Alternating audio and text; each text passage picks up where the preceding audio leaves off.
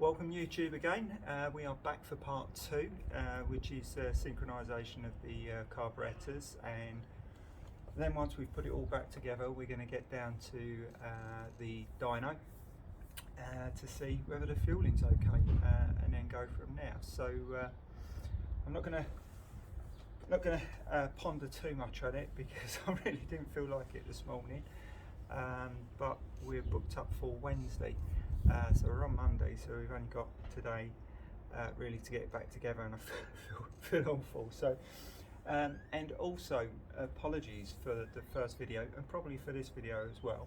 It's still a little bit cold out, and I noticed watching it back, I'm sniffing all the time. So I really apologise if it's getting on your nerves, because it's certainly got on mine. So yeah, let's get into it, and let me show you the tools that we're going to need. So very early on in balancing carbs, I decided to, or my partner bought me basically a little extended reservoir or external fuel tank, which is invaluable, to be honest. You can make one yourself, 20 quid off eBay, there you go, done. The other thing you're going to need is a set of carb balancers. From looking around, the Carbtune was probably the best budget buy. I say budget because they're not exactly bad, they're very highly rated, but I know a lot of people use the other gauges, the round gauges, and you can spend an absolute fortune on them. You can get cheap ones, which everyone advises against, or you can buy extremely expensive ones, and that's because they come with a load of adapters. They are starting introducing electrical ones or electronic ones, and I'd love to give them a go. I haven't got a spare 150 quid at the moment, otherwise I'd get one and do a comparison. But yeah, Carbtune Pro gets very highly rated, and we're going to connect that up. Now, just coming down, what I wanted to do is, because mine's a little bit different, because I've had I've taken this out, which is the secondary air intake. Now, if I just come round, this would normally sit back in between these two pipes, these two black pipes here, one there. This pipe, this T, would come back and it would join these two in the middle. So these two in the middle wouldn't be blocked off, the ones on the outsides would be, okay? And then this tube comes over, if you remember from the first video, comes over to the black part of the carburetors, the top mounts. So it comes over to this bit and would go underneath there, and that's why it's blocked off. Our fuel is connected in here, and what I'm going to do is I'm just going to mount the camera up and show you how we're plugging these in. So somehow the tubes will be blocked off at the end. These are ones that I've done myself, so I just bought these clamps just so I could block all of this off.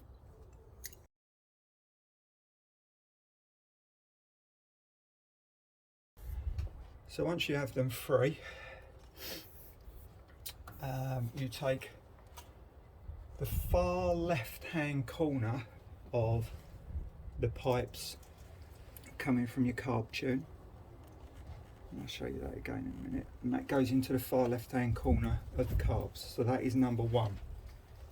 Then you take the next one, which is number 2, and that goes into hose number 2.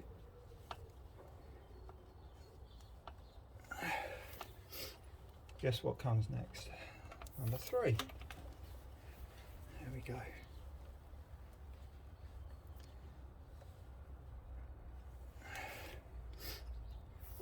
And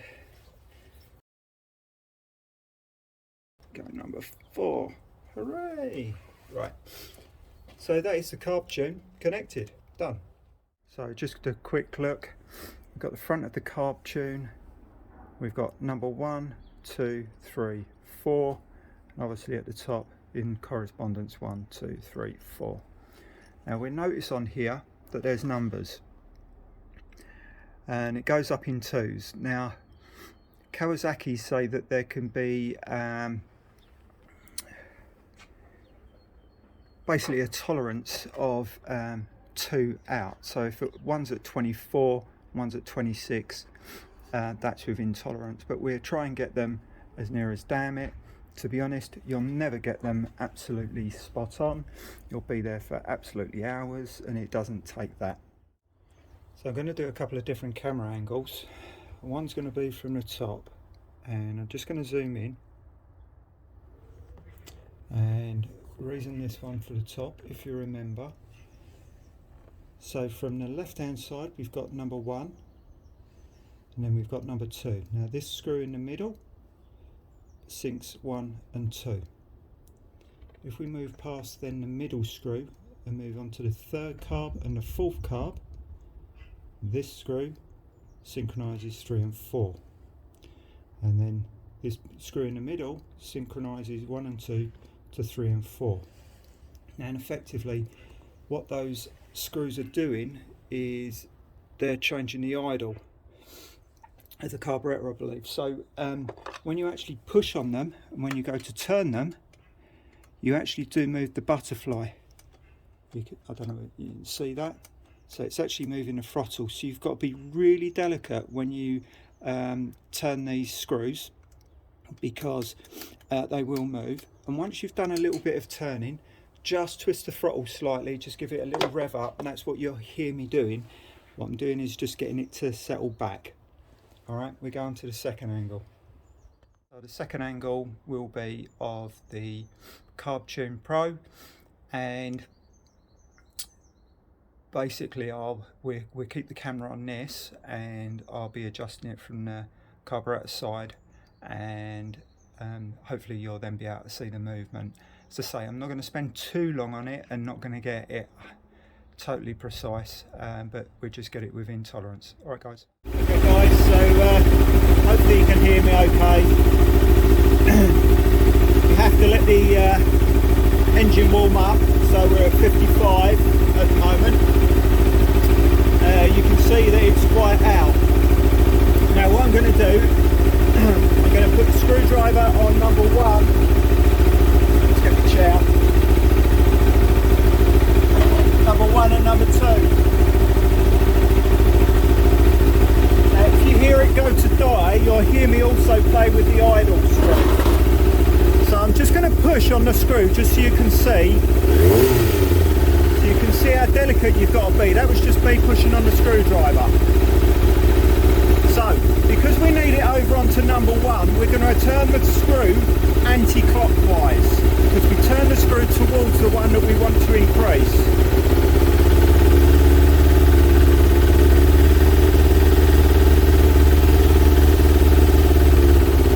And you always do 1 and 2 first. I believe number 1 is our base setting, so we want it.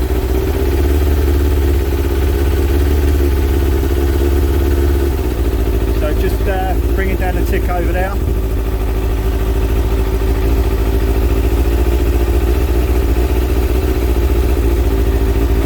Just going to twist the throttle.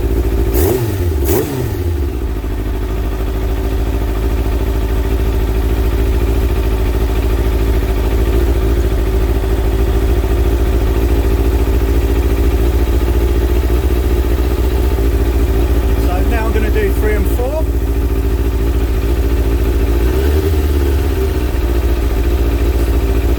Not even turned it yet, that was just me trying to put the screwdriver on it.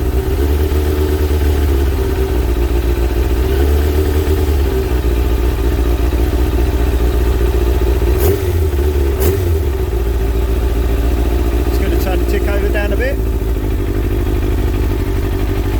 So you can see 3 and 4's pretty much there. Now I'm going to go in the middle and turn it again anti-clockwise, because we want it more towards 1 and 2.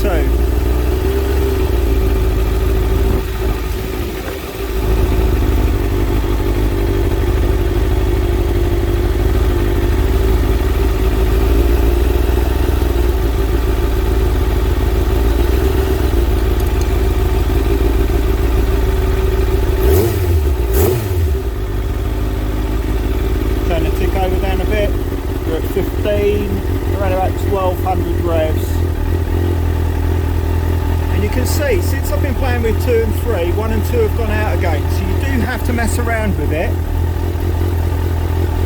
So I'm going to go 1 and 2 again.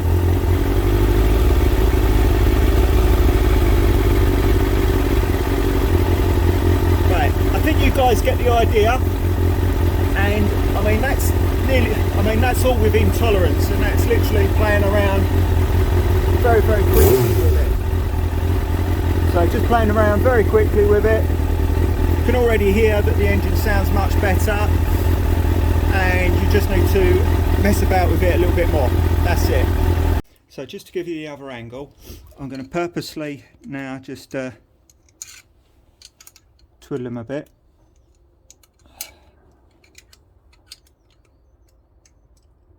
And what I sometimes like to do with these, if you've not taken your carburetors apart and cleaned them, sometimes these screws can be a little bit stiff, so it's worth just putting a little bit of UB40 on it.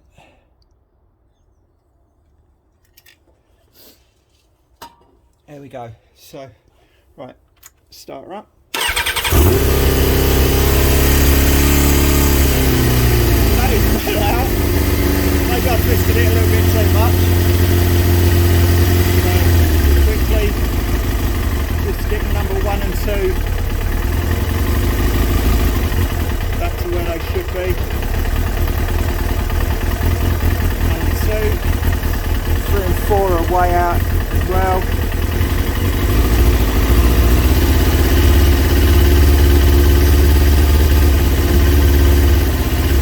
Take your carburettor apart, they will be quite far out, so you do have to, hopefully this gives you an idea of how much I'm turning the screws as well.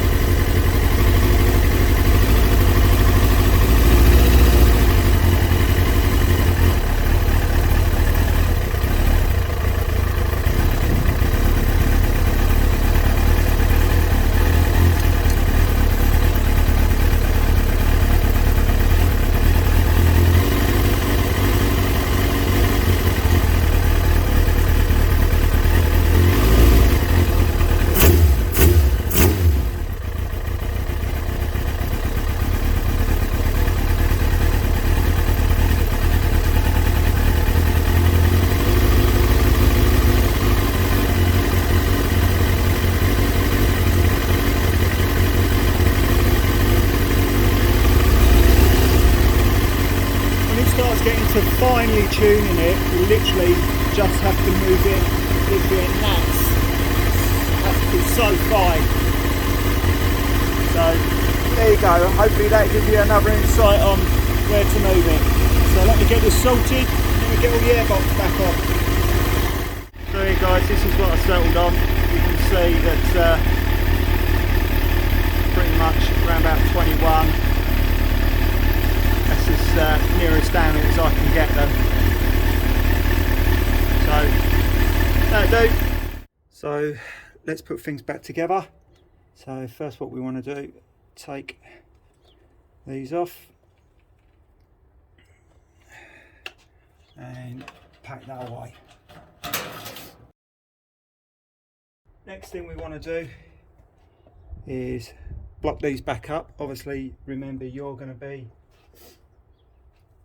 putting, well this will already be there, but you'll be putting these into this dual into that T-hose, so those two there, and you'll be blocking those off with whatever's on the bike. Obviously bolts being put in inside them and clips or whatever, as long as it's blocked off and you're not getting any air leak.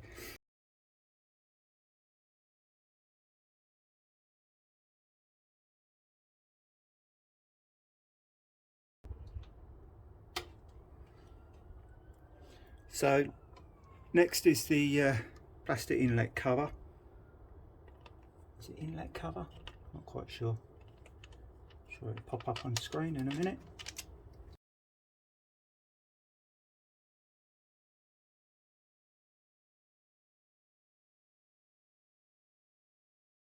And what you want is a nice smooth connection, so you can just double check that if you want.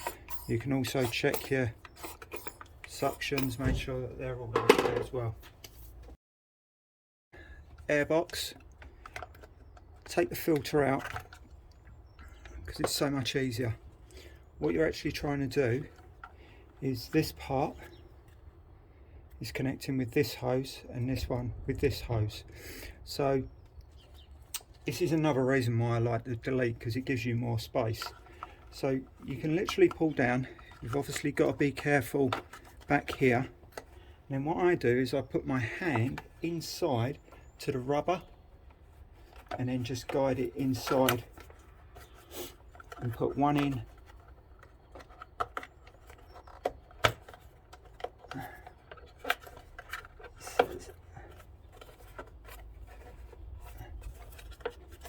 then two in, and then just bring it back and then make sure that that's seated on the outside of that plastic holder. And then we've got that on. Let's bolt that up.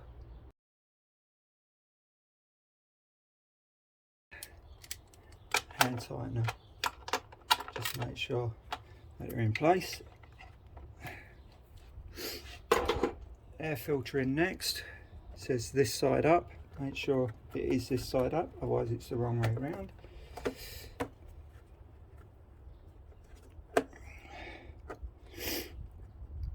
We've put that on like so. Then we've got the top of the box.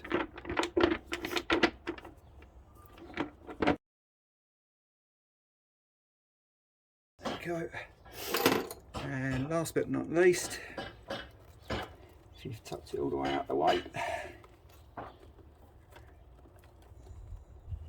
it's the air pipe. Pipe runs off into the engine, I think it does. Yeah, a hose or vent pipe, whatever, I don't know what it does, that one. That's it, now the tank can go on.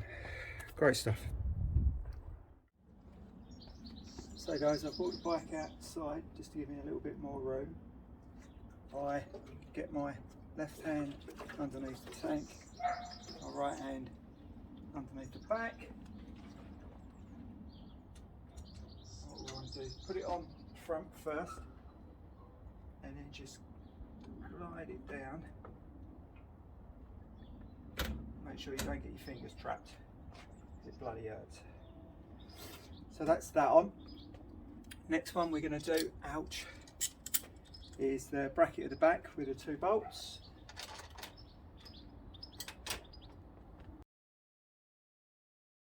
So that's the two at the back, and that bracket's basically holding down the battery, plus also it's where the seat clips in. Then we want our next two front bolts that go on the front of the tank.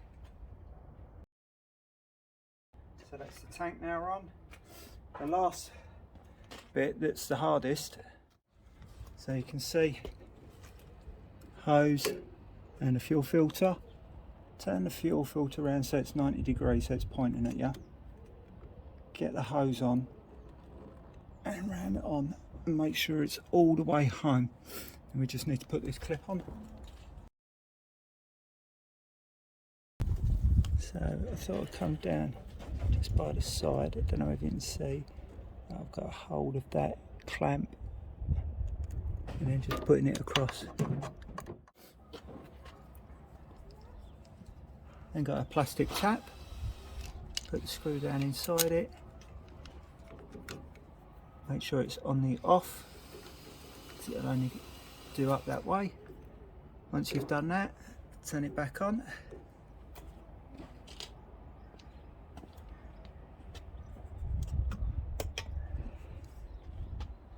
Don't forget your vent pipe.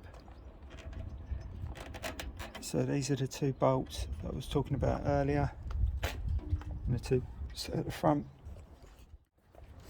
And we've got our nice front seat. Remember this clamp. So the clamp goes in there. Okay, so one bit tucks underneath this hole, the other bit tucks underneath the seat. So it's in, and do that bolt up. Then the last one is the rear seat.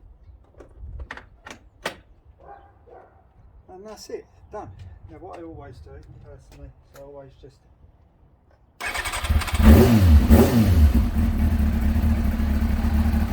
check it, make sure it's okay.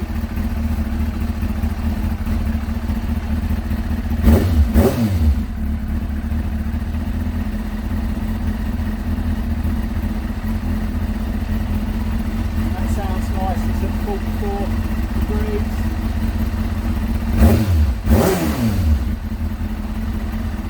Kawasaki do say to have it at 1300 RPM. I'm going a little bit lower on this one, but on A1P I do have it up a little bit higher. That's it, done. So we're now off to, or on Wednesday, we go off to the dyno, see how we get on.